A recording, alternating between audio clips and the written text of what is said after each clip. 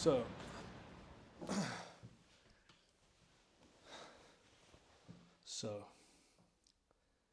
this morning we went out to Catania, and I filmed quite a bit actually, and I even put the microphone on Gloria.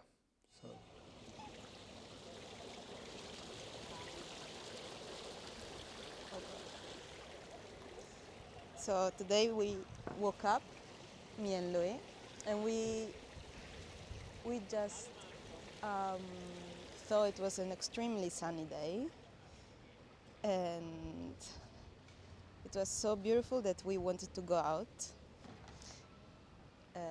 Actually, I wanted to go out because I really enjoy sunny days, and so we thought it would be nice to look at some beautiful places in Catania, because I also don't know Catania as I should, and Luis now wants to shoot Catania and create something here, so it was a nice opportunity to do it. So you can see sweet Gloria spoke on behalf of me this morning. And the plan was really just to walk around, to see different parts of the city, to really get out there and be in situ, to be inspired by this beautiful city around us. It's not often that we get the opportunity to just go down into this, to be together, to go together down into the city and to really explore together. Because Gloria, she did not grow up in Catania. She grew up in a city called Unnecessarily, which is just up the coast.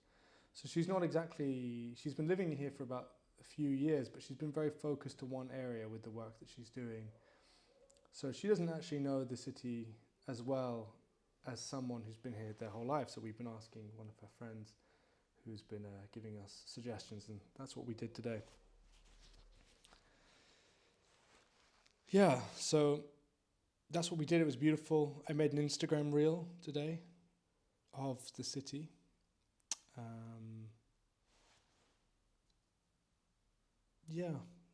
But what can I say? I need a cinematographer. Okay, where does that come from? There are filmmakers that, filmmaking is such a vast spectrum. You have people who do sound recording, who are expert sound recordists, and probably anyone who's a sound recordist and watches any of my videos is probably scoffing at the quality of my sound. And I really, really respect sound people. I always get sidetracked. So there's sound people, there are people who are, work in lighting, there's people who work in producing and more of the production side. When you say filmmaker, there's so many different, the filmmakers are everywhere. It takes about 500 people to make a major movie, maybe more. But being a director, I say to people I'm a director, and people might automatically assume that you're good with a camera. If you're not really in film, if you're not doing it as a career as well. People might immediately assume, okay, you must be good with a camera. But the reality is, a lot of directors are actually not that camera or technically literate. Because you leave that sort of expertise to your cinematographer, to your camera operator, to all those people. And in an ideal world, you have at least a cinematographer who can operate to work with you. And therefore, you make really incredible stuff. And throughout my year, I think what I've been triggered by is I saw... So first of all, I should preface, there's a few things. Today was a really nice day. I've said that already. And there's some... Yeah. Today was a really nice day. But then I got onto YouTube and I was watching this guy his name was just Andrew. And his thing was, what have I learned about being on YouTube for 388 days? And this guy maybe made one film it seemed like there was gaps of 2 months between some of his videos. And they're really high production videos. He basically tells like life. It was like something like life lessons through cinematic visuals, and his whole thing was about cinematic visuals. And one of his videos, he was like, one of his videos was like, how do I make my film? How do I make my YouTube's? How do you make your YouTube more cinematic? And he said, here I am trying to explain to you how I make my film, my YouTube videos so cinematic with my 5 years of experience. I thought that was what triggered me. 5 years of experience. I always say that I've got 5 or 6 years of experience in filmmaking, but I can't do some of the things that he's doing in some of his videos. And they're really beautiful. They're really cinematic, really interesting in that kind of modern American high res, high concept, very interesting YouTube video, like the top of the top in terms of YouTube cinematography. And I got really, really insecure because I was out filming in Catania and I was filming stuff, and it turns out this camera, the Sony A7 III, has terrible image stabilization when you're doing handheld, really terrible. I can show you a clip here with Gloria, which was a really lovely clip. It was a long sequence of her speaking and me following her, and you can see that it's just terribly shaky. So you can look at it now.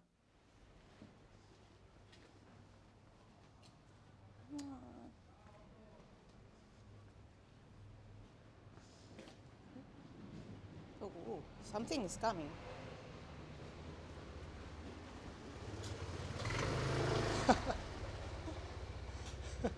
I don't think. Oh yeah. It goes even more. Oh wow, Louis, come. Oh my God, this is so nice. But so dead. Wow, Louis, come on, you broke the atmosphere. It's not dead. There is no one, but it is cute. What it is called for? Oh, these are baby pigeons. Where? Down here. They don't look baby. You can tell by their sound. Oh.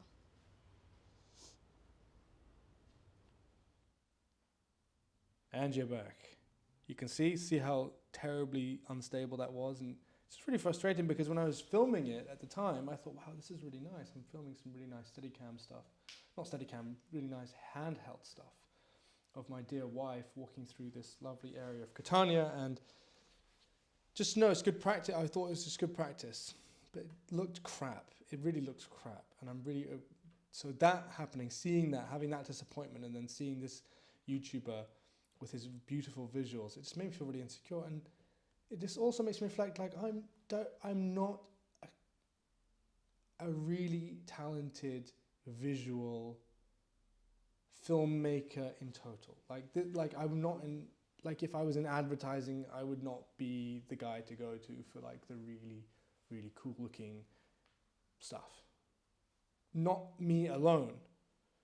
Goes back to collaboration. Like we have to collaborate. Like I would love to achieve beautiful visuals in my films, and I have done a few times with friends who are cinematographers who are really talented, but we only had so many resources. Like I would love to work with a really, work again with the talented cinematographers I have, but to work with like a cinematographer who's like in his 40s or her 40s, someone who's really, really talented and really, really experienced. It's not even so much talent, like really experienced, who can push boundaries and do really cool things. And therefore, me working with the actors, helping the shot, like choosing the shots, doing all this sort of stuff, choosing directing the actors, directing the story, doing all that sort of stuff, being the champion of the story, basically, backed up by beautiful visuals, would be a dream. And so, of course, I have to talk myself out of this insecurity that I can't do some of the things, that I can't do some of the things that some of these guys can. So it was a real triggering moment for me, really frustrating. I didn't want it to be like that after such a lovely morning and such a lovely afternoon with Gloria. We had a really delicious lunch, actually, really delicious. I have a bit of that as well, you can see that.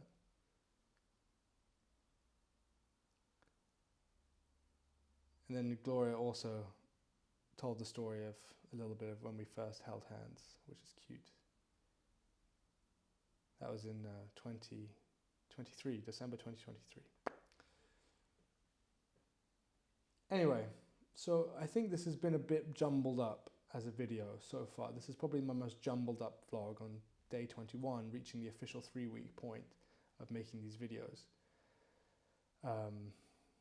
So yeah, it's frustrating to be triggered like that by these sorts of things and to feel insecure, and because it's not just that this guy made really beautiful looking interesting films that show he's a filmmaker, and therefore who knows what that could lead to, but then also he'd been doing it more spread out and focused on really high quality versus quantity. And I guess what I'm aiming for is quantity. And I obviously, you reach a point where you're like, should I be doing what that person's doing? Should I try and do that as well?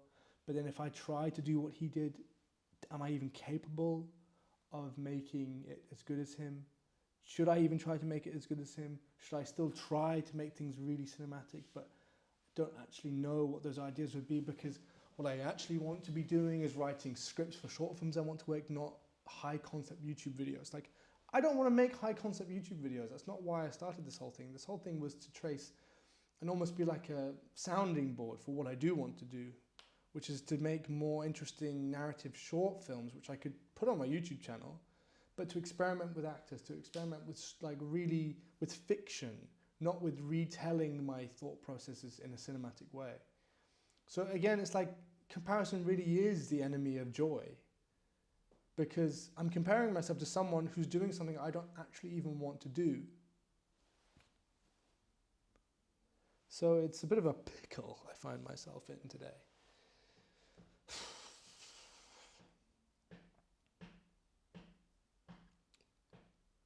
But I should focus on the really nice things that happened today, and I did this Instagram reel, which I do think looks really nice, and yeah. Another thing, actually, because doing this whole YouTube thing is good and all, but right now it's not monetized. I'm not there yet. I don't have an audience big enough to warrant monetization, and it may never even get to that point. I may stay at 150 so subscribers indefinitely. It's nice, every once in a while I get 1 or 2 more, and that's really good, but there's no guarantee that it will ever reach the 1,000 mark, which is when you can start to monetize based also on your views or watch time. So of course I have to diversify and find other work, and I had a really interesting call with someone today. There's another thing we should speak about, like, when do you embrace a confirmation? Something when you decide, we have this concept of confirmation. When you try really hard at something and you see signs, whether good or bad, that's kind of confirming your effort. So I've been making lots of efforts, doing all these different things.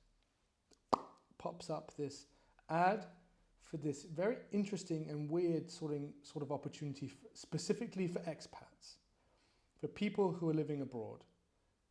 And this whole thing is based around this idea that, you want to live abroad, you want to live your dream life in Vietnam, and you want to travel, but you don't want to work at an English school. Why don't you do this course where you help sell through, you have a sales job through this concept of empathy, and that this concept of empathy is a really useful sales tool to then sell to big clients. And it's still a bit unclear to me what it is. I watched a video about it this morning before this initial call, and it's like in that point where it's like 70-30. 70% this seems like a really cool thing, 30% is this a scam? But the guy I spoke to today was interesting, and he was nice, saying all the right things. I was kind of in that, because it's a school for teaching people sales, basically, for people who are living abroad who don't want to do English lessons, or who don't want to be writing blogs and all that sort of stuff. It's like remote work. It's lucrative remote work. And the thing that's kind of was a sticking point was like, it sounded too good to be true, but then they addressed that, and it's like, it's not too good to be true. We do have stipulations for the sort of people that we offer this to, and the sort of people that we invite to participate in this. It's not a job. It's a job guarantee if we invite you to join this school of thought for sales. So it's interesting. And it's based on having very, very well aligned values with the company, the school. All based on this idea of empathy. And so when I was on the call, I was speaking to this guy and I was like, look, man, essentially, I need to find some way of making money, but also have the time to pursue filmmaking here because that's what I'm committed to. And it's difficult finding online work when you're here. And when so much of my time I've gone into the filmmaking, especially I've committed time to the filmmaking and television scene in England, which is a lot based on who you know and about building connections over time, meeting people. It's very hands-on.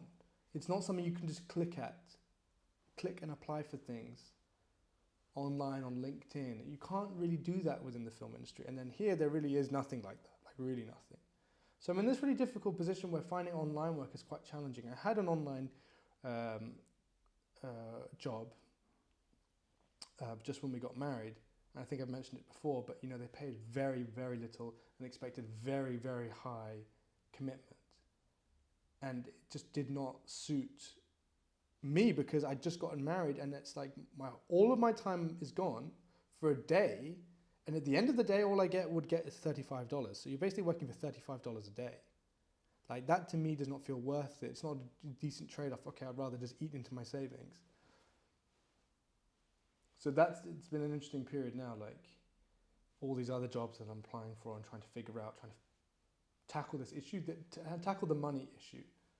Because that's the thing that filmmakers are always going to come up against. Like, right now I'm in this phase of like, I'm committing to my dreams. I'm committing to filmmaking. And even someone asked me last night, do you have a plan B? No, zero plan B for being a film director, but I have plans along the way to get to the ultimate goal. And if I'm my parents, for example, come from a background in the arts and they never had traditional jobs, but they've sustained all of us. They sustained me, my sister and my brother, all going to specific schools, living in a specific area. I'm using those as an example as that they really did well, despite the fact never having traditional jobs on the pathway to success and not knowing anyone in the industry. I'm in even a stronger position than them because they've done it before, and therefore that opens certain doors. But basically, you have to find a way to sustain yourself as an artist. So like right now, like I'm saying, I've committed, blah blah blah blah blah, but like that's not going to cover the rent necessarily, not yet. And always the plan is you'll get there, and I have unshakable belief that I'm going to get there. Otherwise, I would not be making these videos, because no one wants proof of their failure. It just takes time. Someone like I think I mentioned it before, like Ridley Scott didn't make it in as a film director for fiction and all that sort of stuff until he was 40. He was an advertising director. It took him a long time, and as people know, sometimes the difficulty of moving from advertising to mainstream directing in movies is actually not as easy as you think, and he's a living example of that. Blah, blah, blah, blah, blah, blah. I'm rambling a little bit here. But to summarize, comparison really is, it's the thief of joy, I think. I said, that's the correct quote. Comparison is the thief of joy. I really need to find a cinematographer. And again, it just keeps going down to that, and therefore I need collaborators. I really need collaborators. But also not to be too hard on myself. I made an interesting sort of reel today. It's nice. Nat King Cole plays in it. The music is...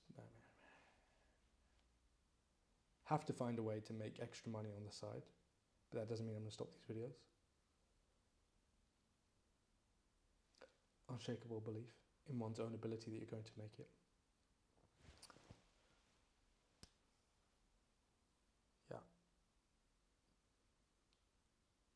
Yeah, so my dad did really well for himself, and so did my mum. The two of them, they were actors, and they were in a similar situation when they were living abroad, when they were around the same age, but younger than me.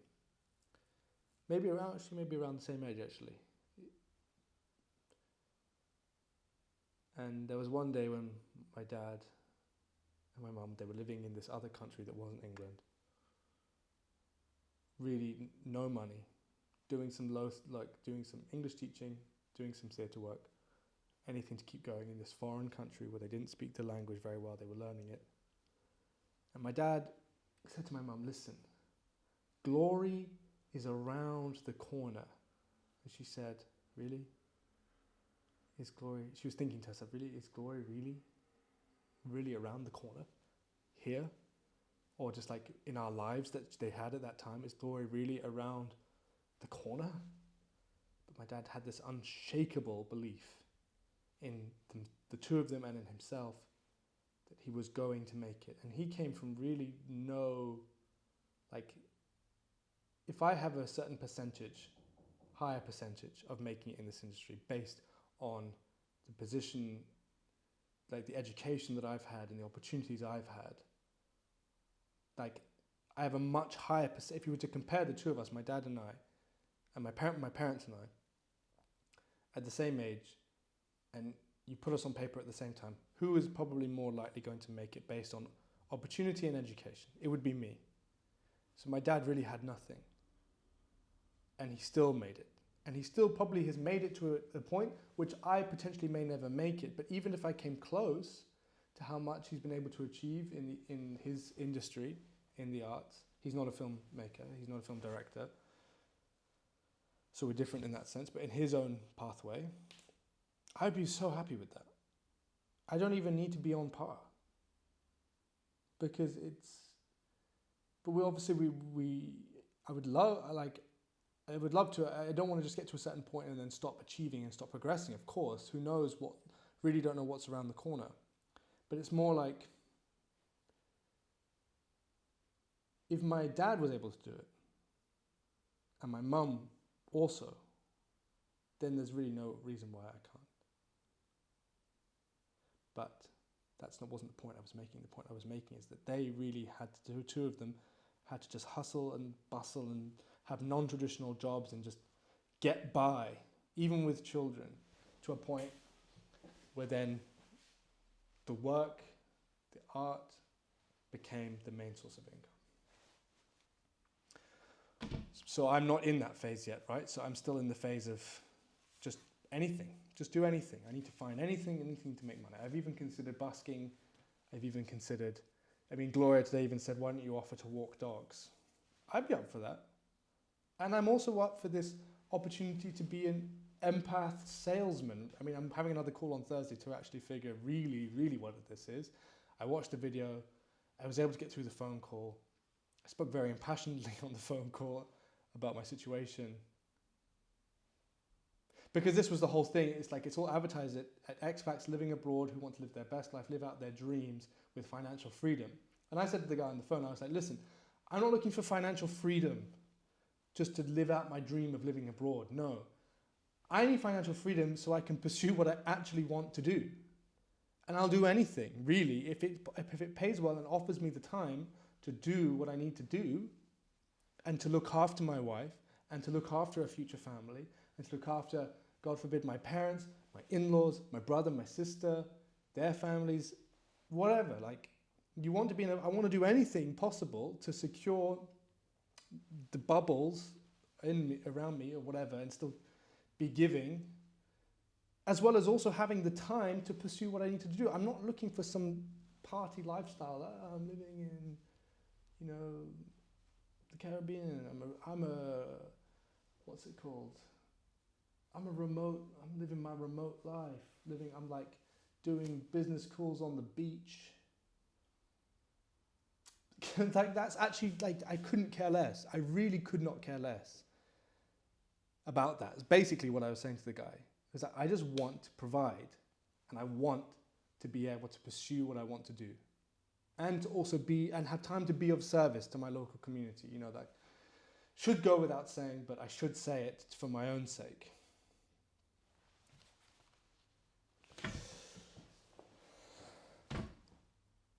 I'm close to the camera because that's what my wife suggested. I'm too far away. She got bored of my video because I was too far away. I don't even know if I'm in focus because I did manual focus instead of auto focus.